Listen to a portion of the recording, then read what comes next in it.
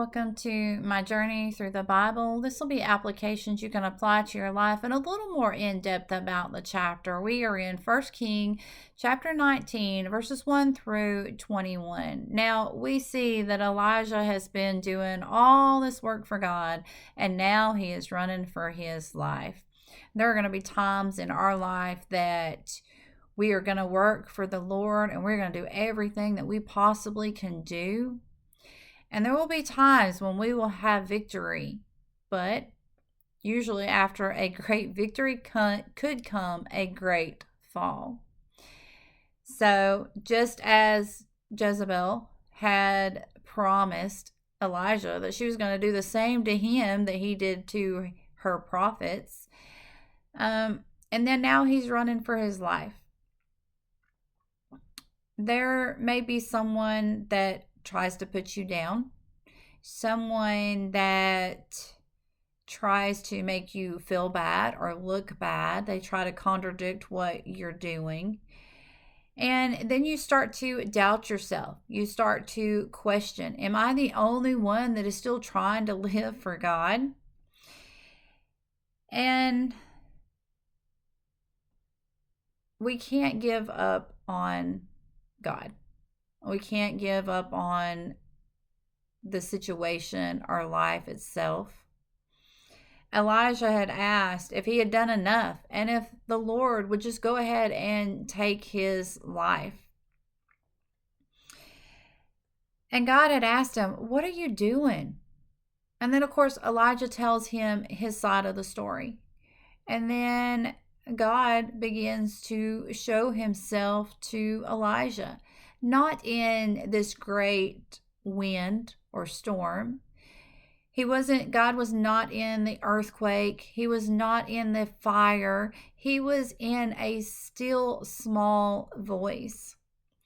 And God doesn't always have to use big and powerful things in order to make his point. Sometimes it is in the small sounds, the small stillness of life, like the cry of a newborn baby, the gentle wind on a summer day, the light mist of a light rain.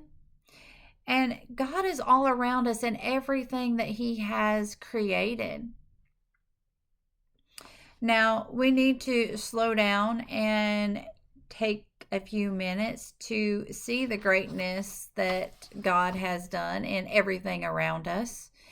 God said that Elijah was not alone. There was over 7,000 people that did not bow down to the God, and that they were still serving the Lord. They were working. And even if we feel like we're alone, if we would just step back from the noisy activities, busy life that we're going through, and if we would just humble ourselves and be quiet and listen. It's hard for us to listen to God's voice when we're constantly talking and telling him about our problems and our desires of our hearts. We need to take time and just sit and listen to God. Let God speak to us. And then you'll be able to understand what it is that God wants you to do next. And once you have that clear understanding of what your next step is, move forward with zeal. God is not done with you, so don't give up, don't give in.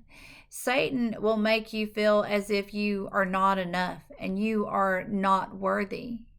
But Jesus is going to tell you a whole different story. Jesus is going to tell you you can't do it on your own, but with him you can do all things. Jesus will make you worthy, and Jesus will give you victory, and Jesus will lead you in the path that you need to be in. So put all of your trust in Jesus Christ. May God be with you in everything and every way.